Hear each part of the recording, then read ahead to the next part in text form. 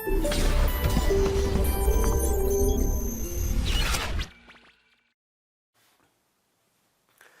बच्चों, आज हम डिस्कस करने वाले हैं LRDC सर्किट। बड़ा इम्पोर्टेंट पॉइंट है बच्चों, इम्पोर्टेंट टॉपिक है। एक्चुअली आपने करंट इलेक्ट्रिसिटी में DC सर्किट पढ़ा, लेकिन वो रजिस्टिव सर्किट पढ़ा। क्या होता है बच्चों, जैसे ये कोई रेजिस्टेंस है और ये कोई बैटरी है,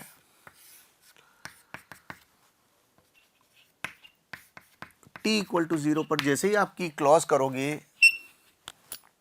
तो होगा ये बच्चों कि सर्किट में E naught by R current establish हो जाएगी तुरंत प्रभाव से।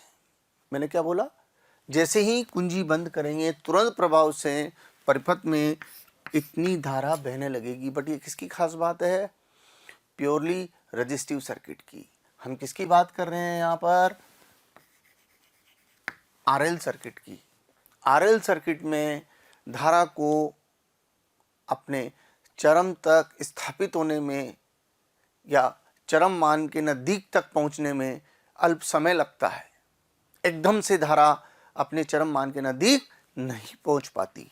तो इसी बिंदु को हम यहाँ पर डिस्कस करेंगे कि किस तरीके से RL परिपथ में धारा में वृद्धि होती है। देखिए बच्चों, अगर मैं यहाँ पर एक बहुत सिंपल सर्किट बनाऊं,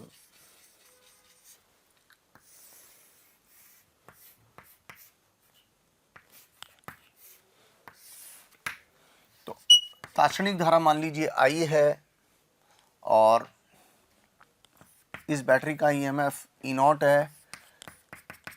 t बराबर 0 पर अपन ने कुंजी को बंद किया है। ये प्रतिरोध R है, इसका इंडक्टेंस L है।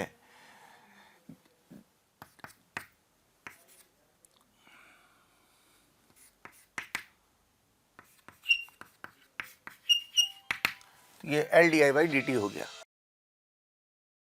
तो बच्चों, इस सर्किट के बेसिस पर हम KVL से इक्वेशन लिख सकते हैं। E0 minus IR minus E equal to 0।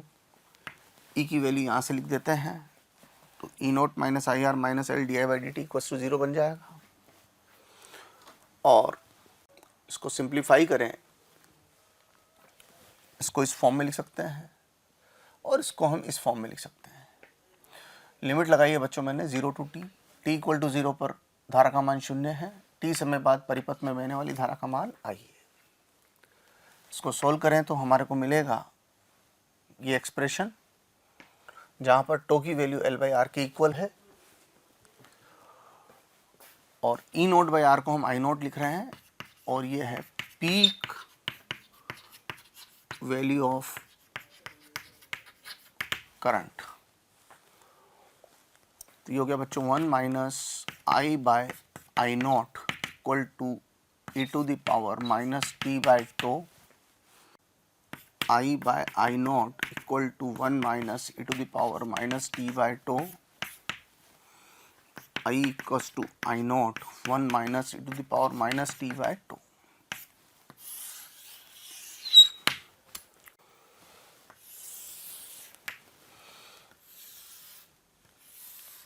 यहाँ अगर हम I वर्सेस t का ग्राफ बनाएं तो आप देखिए t बराबर 0 पर I का मान 0 है और जब t का मान अनंत होगा तो I का मान I0 तक पहुंच जाएगा। यानी कि धारा को I0 तक पहुंचने में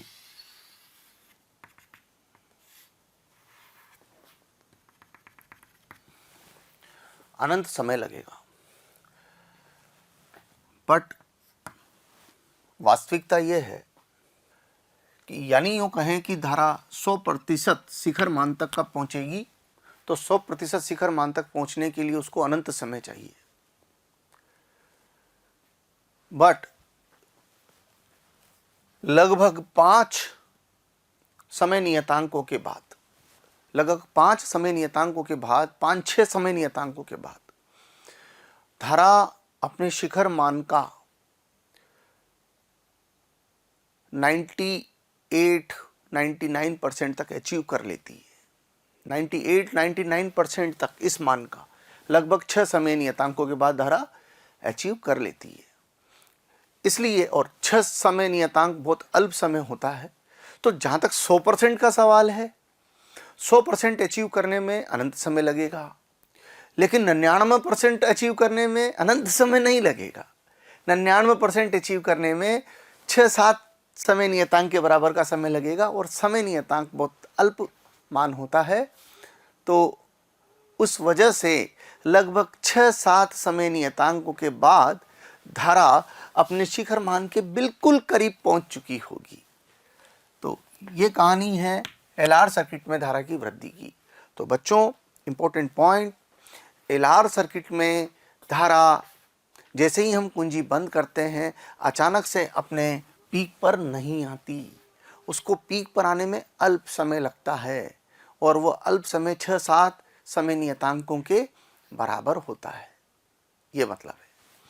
एक और चीज, अब देखिए t बराबर 0 पर i का मान 0 है। तो इसकी कहानी क्या है, t बराबर 0 पर जो इंडक्टर है वो ओपन की तरह भी, ओपन सर्किट की तरह बिहेव करता है, खुले परिपथ की तरह बिहेव करता है। और t बराबर अनंत पर i बराबर आई नोट है, यानी उसका होने का और नहीं होने का कोई मतलब नहीं है। तो यहां पर वो t बराबर अनंत पर वो शॉर्ट सर्किट की तरह बिहेव करता है। क्या मतलब है कि अगर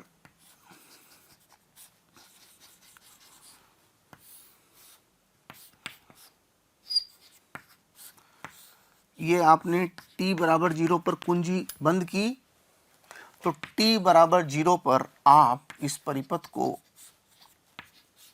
ऐसा मान सकते हैं, t बराबर 0 पर। और जहां तक t बराबर अनंत का सवाल है, अनंत पर t बराबर अनंत पर यही परिपथ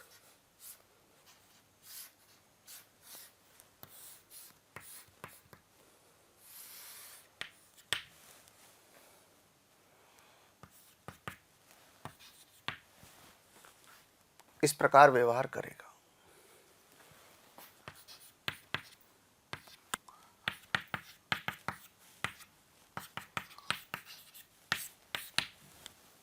एक और चीज अब इसमें समझ सकते हैं, अगर हम धारा में परिवर्तन की दर और टाइम के बीच में ग्राफ देखना चाहते हैं, di/dt का मतलब है धारा में वृद्धि की दर। तो चूंकि i बराबर I naught minus I naught E to the power minus T by tau है, तो di/dt minus I naught minus E to the power 1/टो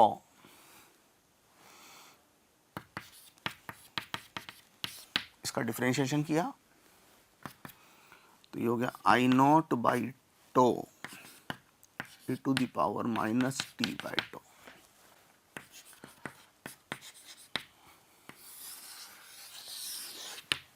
और अगर मैं इसका ग्राफ खींचूंगा, ये ग्राफ बनेगा आई नोट बाई टी बराबर 0 पर value I naught by tau के इक्वल होगी और ये चीज चर घातांक के रूप से घटती चली जाएगी। क्या अर्थ है कि धारा में वृद्धि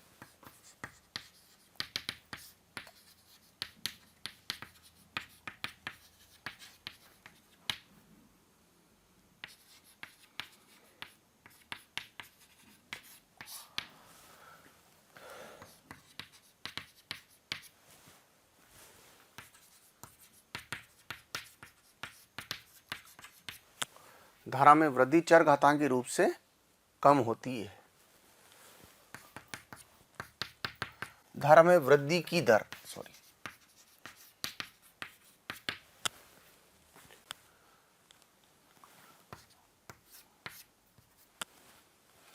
और धारा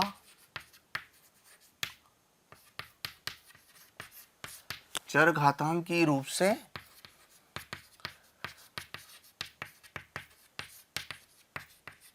बढ़ती है। दोनों पॉइंट अलग अलग हैं जो मैंने बोले हैं, आप नोटिस करें, दोनों में अंतर समझिए। धारा चरघातांकी रूप से बढ़ रही है, लेकिन उसके बढ़ने की जो दर है वो चरघातांकी रूप से घट रही है।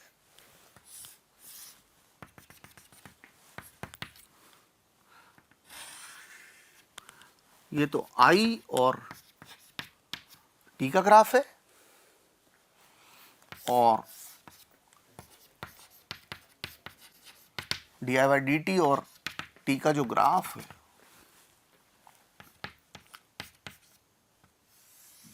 वो ऐसा है।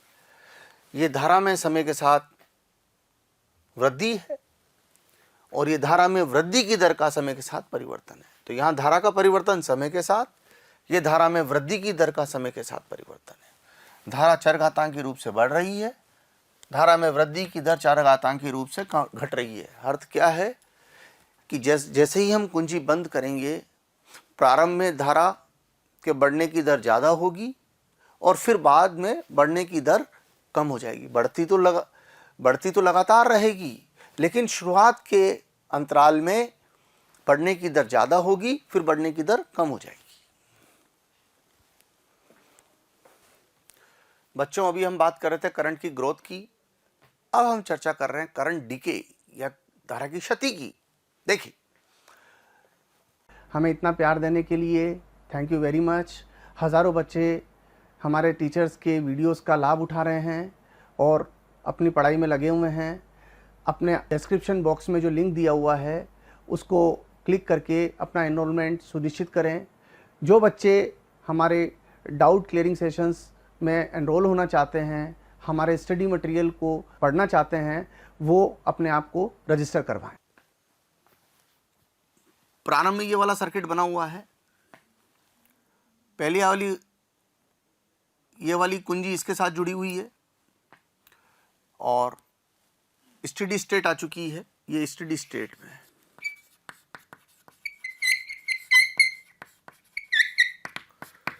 यानी इस वाले परिपथ में धारा अपने चरम पर है।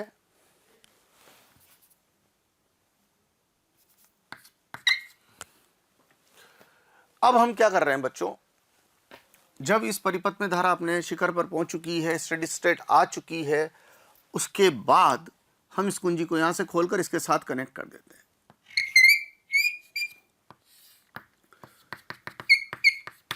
t बराबर 0 पर हमने इसको यहां से हटाया और इसके साथ कनेक्ट कर दिया।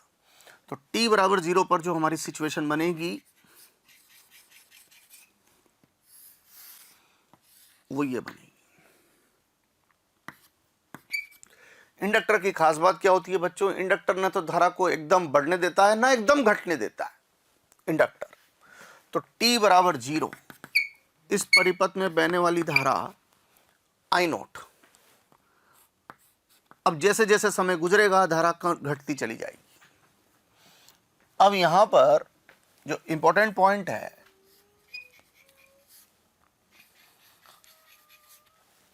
तो क्योंकि परिपथ में धारा घट रही है तो ये धारा को सपोर्ट करेगा, तो पोलैरिटी जो बनेगी वो इस तरीके से बनेगी।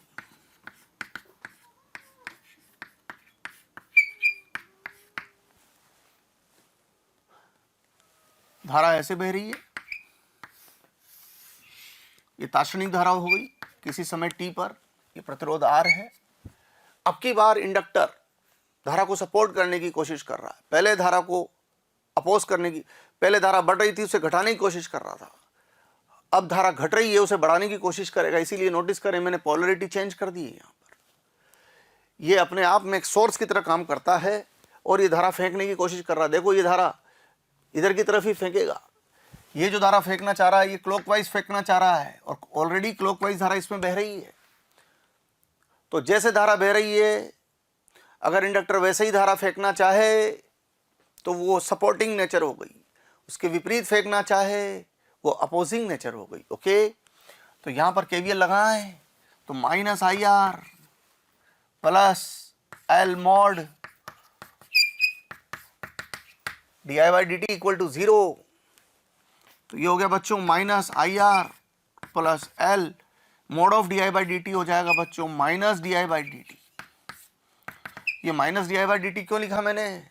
D I by D T मतलब धारा में परिवर्तन की दर, और जब आई समय के साथ घट रहा हो तो D I by D T ऋणात्मक होगा। उस ऋणात्मक को धनात्मक बनाने के लिए एक माइनस आपको अपनी तरफ से और चिपकाना पड़ेगा। तो ये हो गया बच्चों minus L D I by D T equal to I R D I by I equal to R by L D T और लिमिट लगा देंगे। अब लिमिट में ध्यान रखना बच्चों, t बराबर 0 पर धारा का मान आई नॉट है, तो जब मैं g बराबर 0 डालूंगा तो यहाँ i बराबर 0 नहीं लिखना है, आई नॉट लिखना है। t समय बाद धारा का मान i, तो ये हो जाएगा ln i by I naught equal to, ये माइनस साइन था जो मैंने इधर की तरफ ले लिया, तो ये हो जाएगा हमारे पास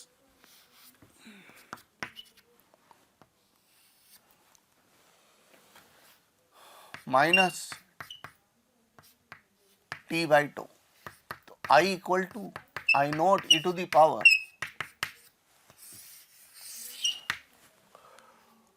तो आप देखिए यहां पर कि जो धारा है, धारा समय के साथ चरघातांकी रूप से घटेगी। आई का टी के साथ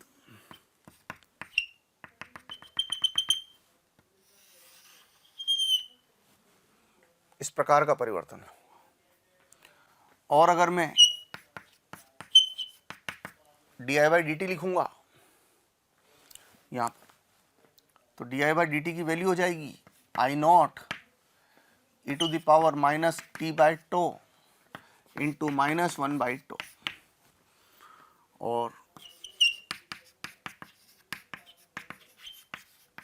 धाराशय की दर लिखूंगा तो वो हो जाएगी बच्चों minus D I by D T, तो हो जाएगी I naught by tau into E to the power minus T by tau. तो अगर मैं इसका ग्राफ प्लॉट करूं तो इसका जो ग्राफ निकल के आएगा वो होगा बच्चों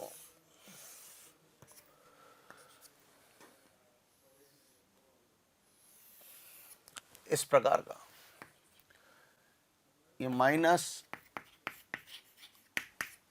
D I by D T और ये टाइम,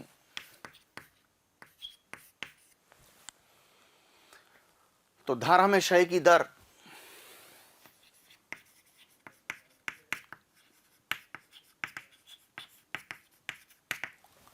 धाराशय की दर समय के साथ घटती है। क्या अर्थ है इस बात का कि t बराबर 0 पर धाराशय की दर ज्यादा रहेगी। धारा तो समय के साथ घटी रही है लेकिन शुरुआत में ज्यादा घट रही है और बाद में कम घटेगी। शुरुआत में घटने की दर ज्यादा रहेगी, बाद में घटने की दर कम रहेगी, बट लगातार घटती ही जाएगी और अनंत समय बाद 0 हो जाएगी। एक और चीज होती है बच्चों, ये आई नॉट बाई टू और इसे कहते हैं हम हाफ लाइफ पीरियड।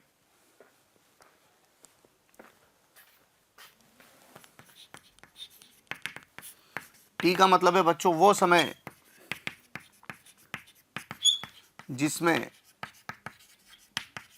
धारा घटकर अपने प्रारंभिक मान की आधी रह जाएगी। तो चूंकि I बराबर I naught E to the power minus T by tau, I naught by two बराबर I naught E to the power minus T by tau, 1/2 equal to E to the power minus T by tau, ln2 equal to T by tau, T equal to tau ln2, 0.693 into tau. या यूं कहिए 0.693 into L/R।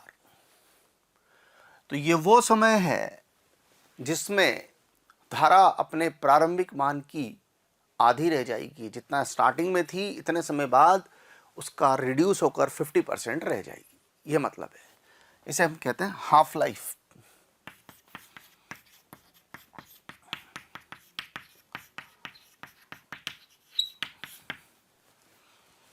Half life period. तो ये दोनों तरीके से परिभाषित कर सकते हैं। जब ग्रोथ ऑफ करंट की बात करते हैं तो ग्रोथ ऑफ करंट में धारा इतने समय में अपने चरम मान की आधी प्राप्त कर, धारा इतने समय में अपने चरम मान के आधे तक पहुंच जाती है ग्रोथ ऑफ करंट में। और डिके ऑफ करंट में धारा जितनी स्टार्टिंग में थी इतने समय बाद घटकर उसकी आधी रह जाती है। तो ग्रोथ ऑफ करंट में 0 टू I नोट बाई 2, ये t बराबर 0,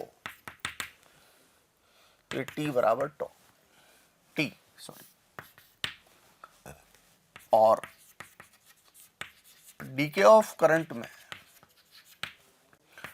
I बराबर I नोट, t बराबर 0, I नोट बाई 2, t बराबर t का मान मैं आपको बता ही चुका हूं। तो इस तरीके से हम धारा के ग्रोथ और धारा के डीके को समझ सकते हैं। तो इंडक्टर की प्रेजेंस क्या कर रही है? इंडक्टर की प्रेजेंस धारा को एकदम बढ़ने भी नहीं दे रही है और धारा को एकदम घटने भी नहीं दे रही है। इंडक्टर धारा के बढ़ने या धारा के घटने में व्यवधान उत्पन्न कर रहा है। ठीक है बच्चों,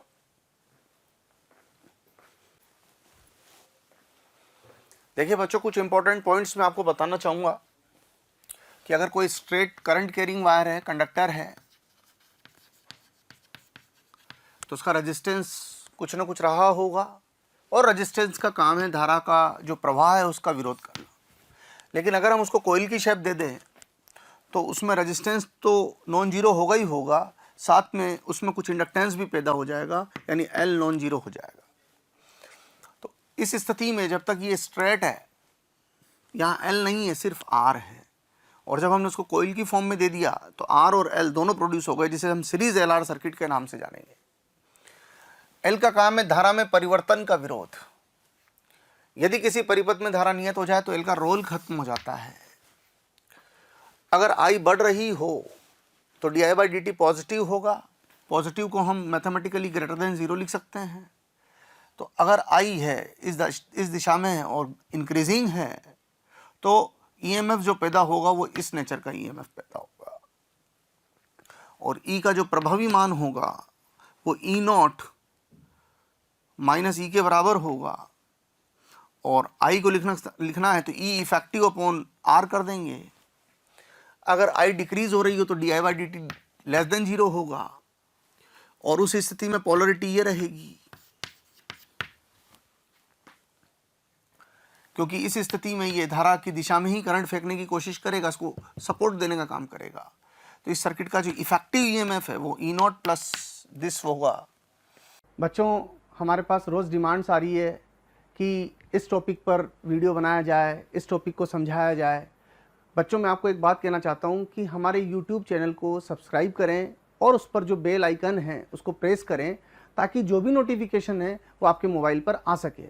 उसका कारण क्या है, जिन वीडियोस की आप डिमांड कर रहे हैं, जिन टॉपिक्स के एक्सप्लेनेशन के लिए आप बोल रहे हैं, वो ऑलरेडी हमारे चैनल पर डले हुए हैं और हमारे यहाँ पर अवेलेबल हैं। आप तक नहीं पहुँच पाए क्योंकि आपने हमारे बेल आइकन को प्रेस नहीं किया हुआ है। इसलिए मेरा निवेदन है, मेरा रिक्वेस्ट है आपसे कि हमारे यूट्यूब चैनल पर सब्सक्राइब करें और उस बेल आइकन को प्रेस करें।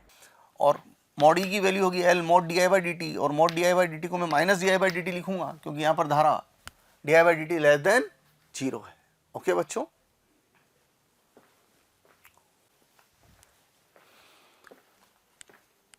अब मैं आपको पढ़ाने वाला हूं कॉम्बिनेशन ऑफ इंडक्टर्स। अगर हम प्रेरक के कॉम्बिनेशन बनाएं, सीरीज कॉम्बिनेशन, पैरेलल कॉम्बिनेशन, इस तरीके से, तो उनकी इफेक्टिवनेस क्या रहेगी। जैसे मैं पहले सीरीज कॉम्बिनेशन की बात कर रहा हूं, हमने 2 इंडक्टर लिए। जैसा कि आप जान रहे हैं इनमें करंट तो कॉमन ही रहेगी सीरीज में, इसलिए इसकी इंडक्टेंस L1 ले लेते हैं, इसकी इंडक्टेंस L2 ले लेते हैं। अब बच्चों, अगर इसका EMF E1 है, इसका EMF E2 है, तो कॉम्बिनेशन का मतलब है एक सिंगल इंडक्टर ले लें और उसका EMF E, और वो E1 प्लस E2 के बराबर पैदा होना चाहिए, तो ये इसका इक्विवेलेंट कहलाएगा, L इक्विवेलेंट। अब अपन कह सकते हैं यहाँ पर E equals to E1 plus E2। Mod E होता है L D I by D T, E मतलब EMF, तो यहाँ पर हो गया L D I by D T, L equivalent is equal to L1 D I by D T plus L2 D I by D T, यानी L equivalent equal to L1 plus L2। और अगर मैं parallel combination की बात करूं,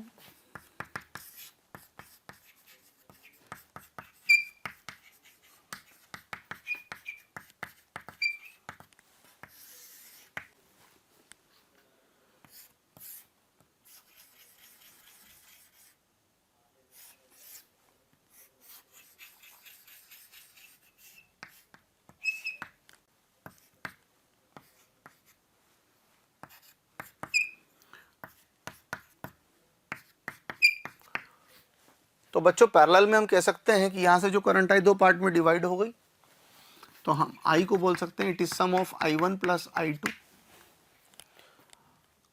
और इसके equivalent होने का मतलब क्या है बच्चों, एक सिंगल इंडक्टर अगर हम यूज करें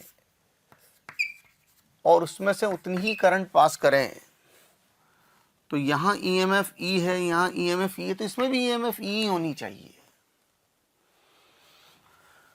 तो हम कह सकते हैं कि from this D I by D T equal to D I one by D T D I two by D T.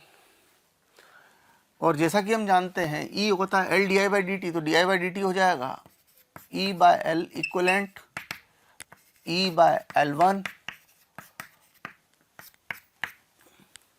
This implies 1 by L equivalent equal to 1 by L1 plus 1 by L2।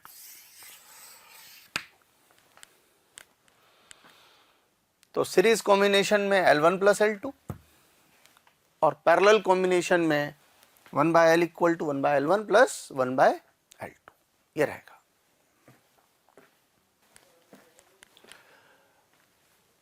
अब बच्चों मैं आपको बता रहा हूं कि inductor में energy किस तरीके से स्टोर रहती है और उसकी एनर्जी कैलकुलेट करने का क्या तरीका है।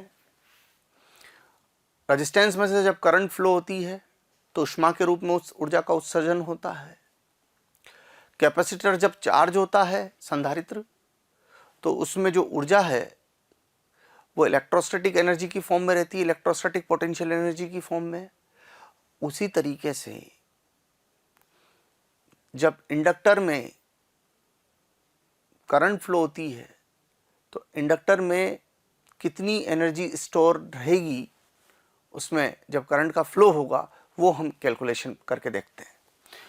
एक रेजिस्टेंस लेते हैं और साथ में एक इंडक्टर लेते हैं और यहाँ पर हमने एक LRDC सर्किट ले लिया और ये ताशनी करंट हो गई। इसका EMF E ले लिया तो E की वैल्यू को हम लिख सकते हैं IR प्लस L di/dt और पावर होगा बच्चों, power delivered by battery equal to P, और P होगा, अगर बैटरी का EMF E है तो किसी क्षण बैटरी द्वारा प्रदत्त शक्ति E इंटू I के बराबर होगी, और ये हो गया बच्चों I²R एंड L di/dt। तो ये तो ऊष्मा उत्पन्न होने की दर है, और ये हो गई बच्चों इंडक्टर में ऊर्जा संचित होने की दर। माना U इंडक्टर की तात्क्षणिक ऊर्जा, इसलिए du/dt का मान ही ये वाली वैल्यू हो गई।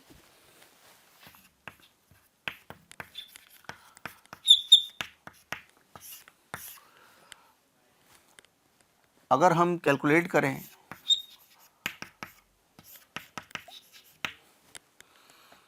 तो 0 टू I, जब धारा शून्य है तो इंडक्टर के पास एनर्जी नहीं है, धारा आई है तो इंडक्टर की एनर्जी को U मान लेते हैं। तो U बराबर हो गया बच्चों हाफ LI²। तो अगर किसी संधारित्र में से अगर किसी इंडक्टर में से किसी क्षण बहने वाली धारा का मान I हो तो इंडक्टर की जो ऊर्जा होगी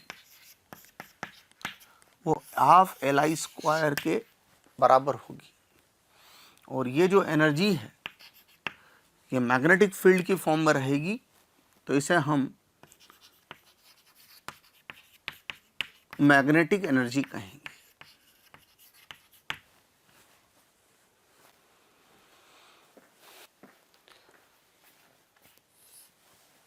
एक और पॉइंट मैं आपसे डिस्कस कर रहा हूं बच्चों इंडक्टर के बारे में, वो है एनर्जी डेंसिटी। अभी तो अपन ने इंडक्टर की एनर्जी के बारे में चर्चा की कि इंडक्टर की जो एनर्जी होती है वो इस बात पर डिपेंड करती है कि उसमें से प्रभावित होने वाली धारा कितनी है, and that is half LI²। अब अगर हम इंडक्टर की एनर्जी डेंसिटी के बारे में बात करें कि एक इंडक्टर है जिसमें से फ्लो होने वाली करंट की वैल्यू I है, और N इसमें कुल फेरों की संख्या है, L इसकी लंबाई है, और A इसका एरिया ऑफ क्रॉस सेक्शन है, लूप एरिया है। तो जैसा कि हम जानते हैं L को लिख सकते हैं हम phi/I। phi का मतलब हो गया N फेरों की संख्या into B into A, total flux linked with this solenoid, और you can say this coil divided by I। U is half LI² energy, अभी हम बात करके आ रहे हैं।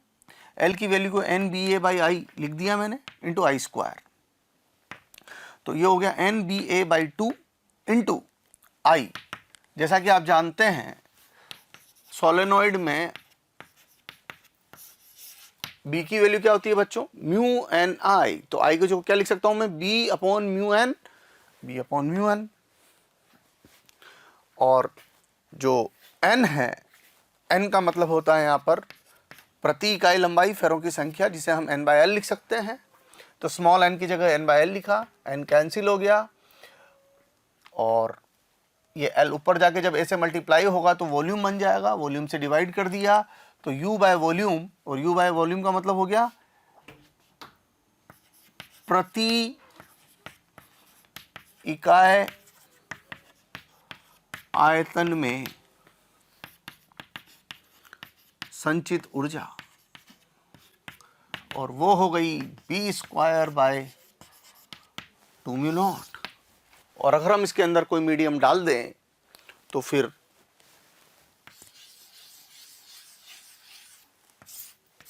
कोई रोड इसके अंदर डाल दें फेरोमैग्नेटिक सब्सटेंस की, तो एनर्जी डेंसिटी हो जाएगी b²/2μ0 μr।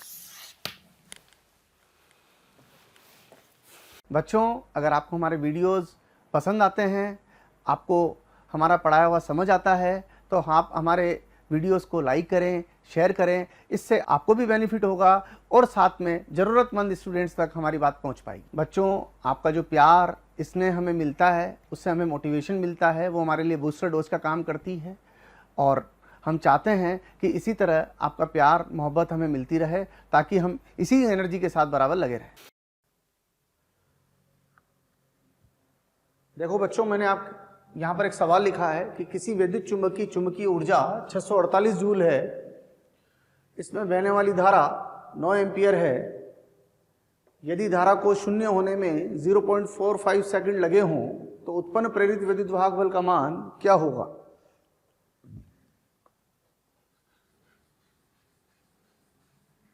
ये कोई इलेक्ट्रोमैग्नेट है जिसमें से 9 एम्पियर का करंट फ्लो हो रहा है और एनर्जी का मान दे रखा है अपने को 648 जूल, और धारा को I बराबर 9 एम्पियर से I बराबर 0 होने में 0.45 सेकंड का समय लग रहा है। तो अपने को प्रेरित विद्युत वाहक बल का मान बताना है। तो उत्पन्न प्रेरित विद्युत वाहक बल का औसत मान कितना होगा, ये अपने को देखना है। बच्चों, प्रेरित विद्युत वाहक बल का औसत मान होगा L × mod delta I by delta T। अब जहां तक सवाल है डेल्टा I का वो पता है, डेल्टा T पता है, L नहीं पता है। तो और L एंड U होता है ½LI²। तो L का मान यहां से आ गया, L बराबर 2U/I²। तो इसलिए हम कह सकते हैं mod equal to 2U/I² into mod of delta I by delta T। 2 into 648 divided by I², 9² delta I का मोड, धारा 9 से 0 तक आ गई तो परिवर्तन 9 एम्पियर का, डिवाइडेड बाय कितने सेकंड में? 0.45 सेकंड में। तो मोड ऑफ E हो गया, ये 9 से 9 चला गया,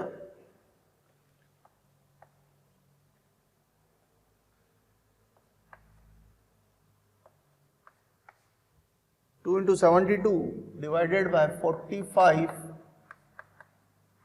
into 100 और 9 8 जा 72, 9 5 जा 45, तो 8 दूनी 8,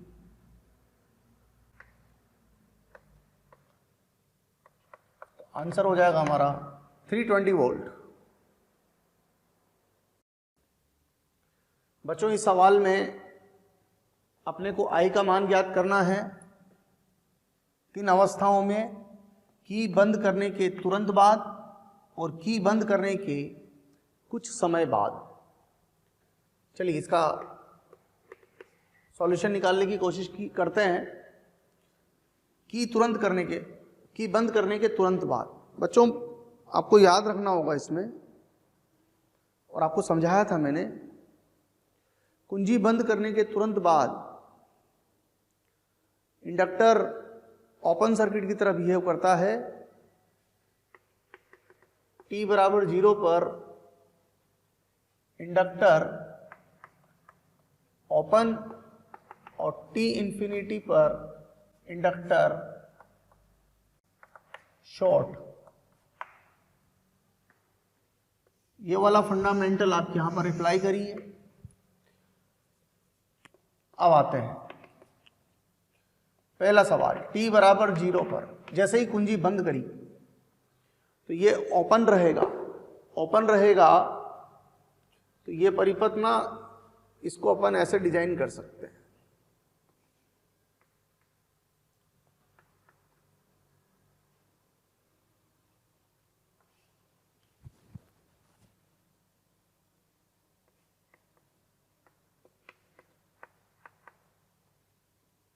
तो ये इस प्रतिरोध का होना नहीं होना बेकार हो गया, ये ओपन में चला गया। तो यहां दोनों सीरीज में आ गए, 3 और 2 5। तो I बराबर हो गया बच्चों 10/5, यानी धारा का मान रहेगा 2 एम्पियर। बैटरी जो धारा देगी उसका मान 2 एम्पियर के बराबर होगा। अब इसके बाद बच्चों t बराबर इंफिनिटी पर कुछ समय बाद यानी कि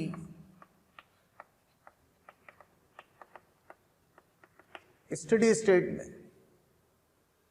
तो स्टेडी स्टेट में ये शॉर्ट हो जाएगा।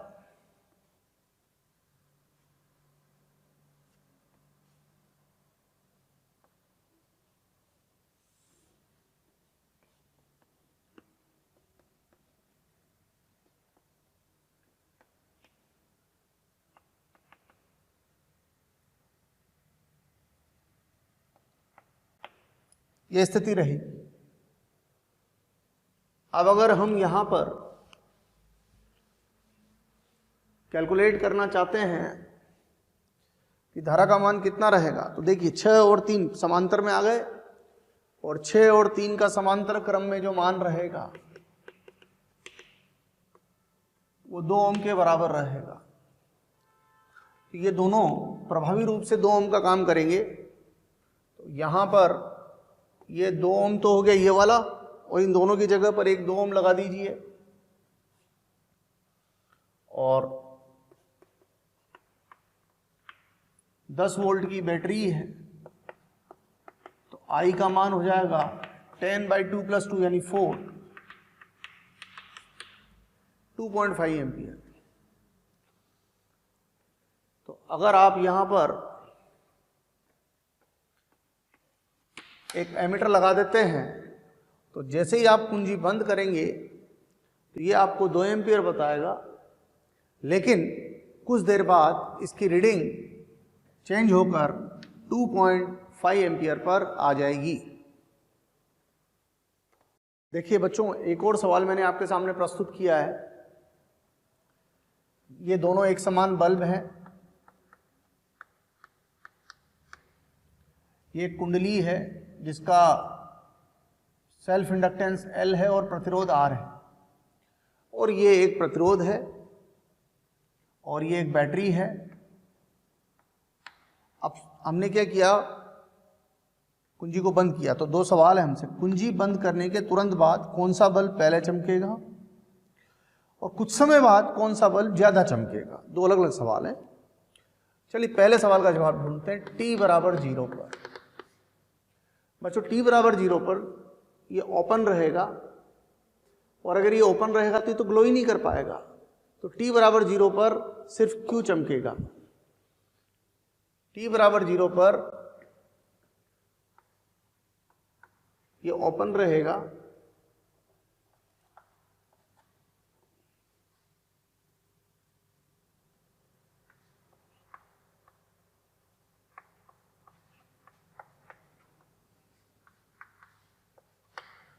ये t बराबर 0 पर,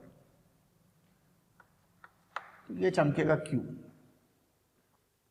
अब इस बात को ऐसे भी समझ सकते हैं, t बराबर 0 पर यहां जो इंडक्टर है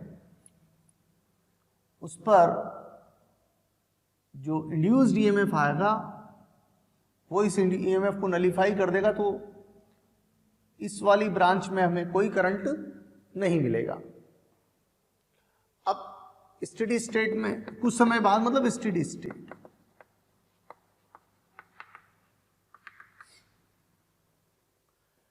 स्टेडी स्टेट में इसके होने का कोई मतलब नहीं होता, क्योंकि इसका विरोध समाप्त हो जाता है। जब इसका विरोध समाप्त हो जाएगा और इसका प्रतिरोध कितना दिया हुआ है अपने को R, तो L का प्रभाव तो खत्म हो जाएगा, लेकिन R तो रहेगा अपनी जगह पर, तो ये रह जाएगा और एक प्रतिरोध नीचे वाली ब्रांच में भी है।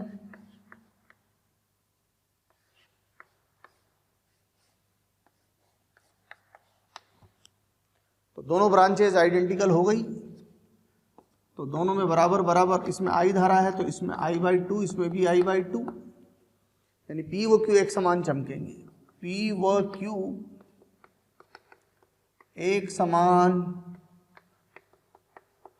चमकेंगे। तो जैसे ही आप की क्लोज करोगे, पहले ये चमकेगा, थोड़ी देर बाद वो भी चमकने लगेगा, और स्टेडी स्टेट में दोनों की चमक एक जैसी होगी।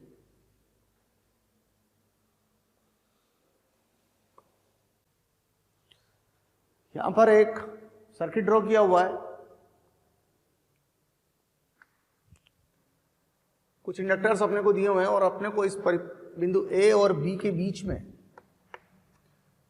तुल्य इंडक्टेंस दिखाना है। जैसा कि मैंने आपको बताया,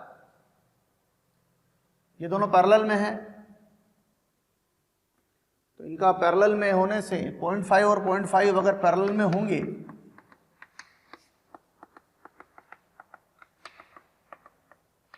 तो ये दे देंगे अपने को 0.25,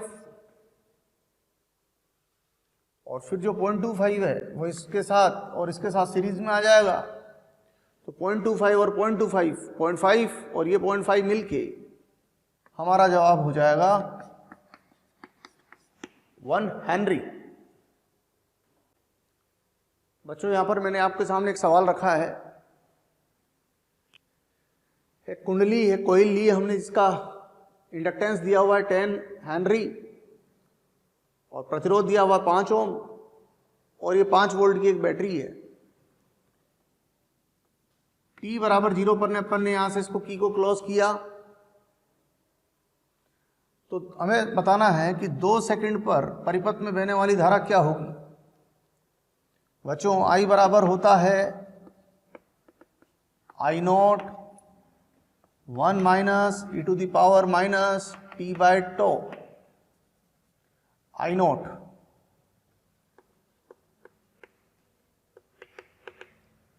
का मतलब होता है करंट इन स्टेडी स्टेट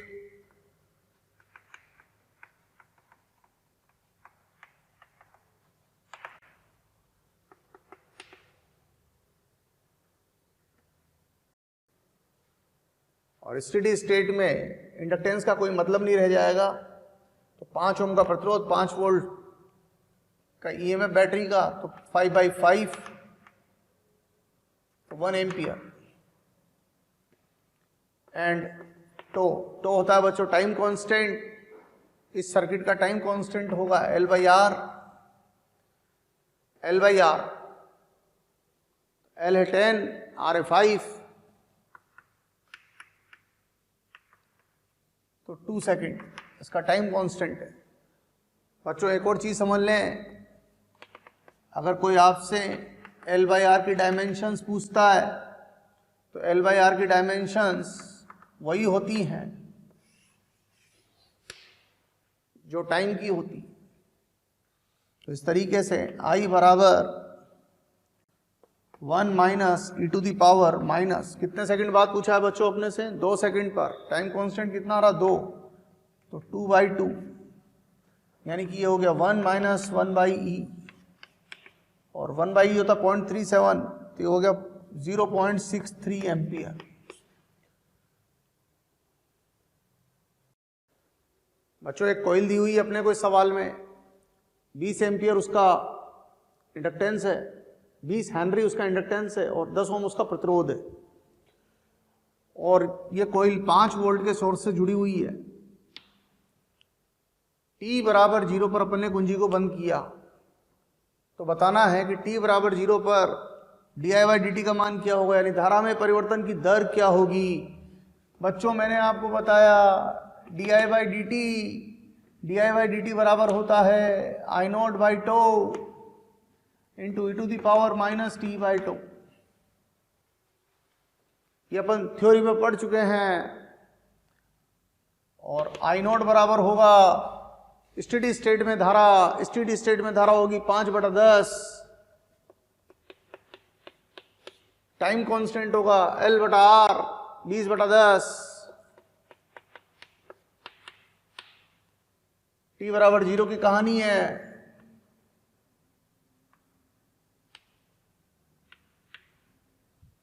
बच्चों e की पावर 0 का मतलब 1 होता है, तो 1/2 डिवाइडेड बाय 2, यानी हो गया बच्चों 1/4 एम्पियर पर सेकेंड। बच्चों अगर आपको लगता है कि जो टॉपिक्स हम यहाँ पढ़ा रहे हैं वो आपको चाहिए, तो आप हमें कॉल करें। हमारा नंबर है 180021217999। एक बार मैं फिर से रिपीट कर रहा हूँ बच्चों, नंबर बहुत याद रखना बहुत ज़रूरी है, 180021217999। Thank you very much.